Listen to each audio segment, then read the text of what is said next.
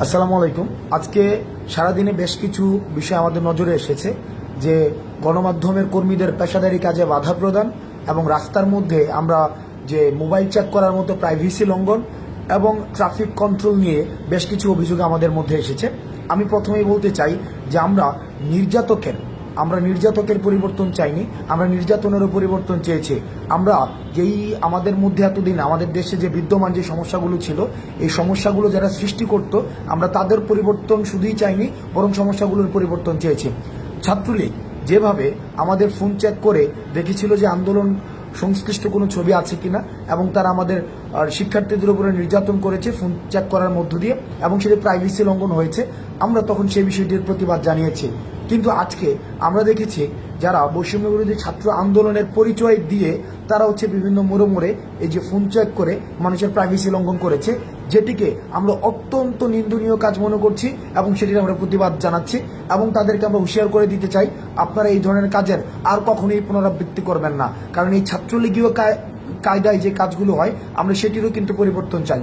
দ্বিতীয়ত, আমরা খবর পেয়েছি যে ধানমন্ডি 32-এ আমাদের গণমাধ্যম কর্মীদের অনেকেই তাদেরকে ছবি তুলতে বাধা দেওয়া হয়েছে, ভিডিও ফুটেজ নিতে বাধা দেওয়া হয়েছে।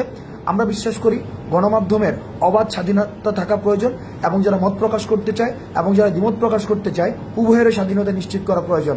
সেই জায়গা থেকে আজকে যারা ধানমন্ডি 32-এ যারা গণমাধ্যম কর্মীদেরকে তাদের পেশাদারি কাজ করতে দেননি, তাদের এই কাজের আমরা নিন্দা জানাই। গণমাধ্যম স্বাধীনতা নিশ্চিত করার জন্য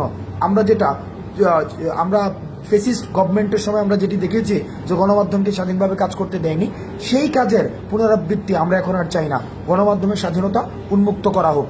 তৃতীয়ত, আমরা ট্রাফিক কন্ট্রোলের যে বিষয়টি, সেই বিষয়টি নিয়ে আমাদের কিছু বিষয় আমাদের কাছে পর্যালোচনা এসেছে যে ঢাকার বিভিন্ন প্রান্তে স্বতঃস্ফূর্তভাবে শিক্ষার্থীরা ট্রাফিক কন্ট্রোলের কাজ করছে, সেটি অবশ্যই ইতিবাচক।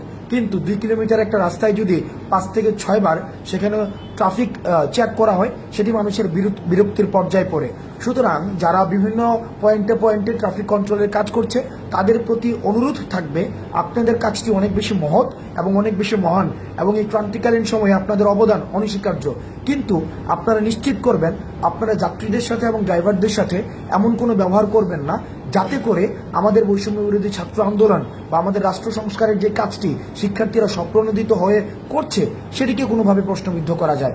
আমরা আমাদের রাষ্ট্র সংস্কারের কাজ অব্যাহত থাকবে, এবং যতদিন না পর্যন্ত রাষ্ট্র সংস্কারের চূড়ান্ত প্রতিফলন আমরা সামনে দেখতে পাচ্ছি, ততদিন পর্যন্ত এই রাষ্ট্র সংস্কারের কাজ চলবে। আপনারা ভালো থাকবেন। সালামু আলাইকুম।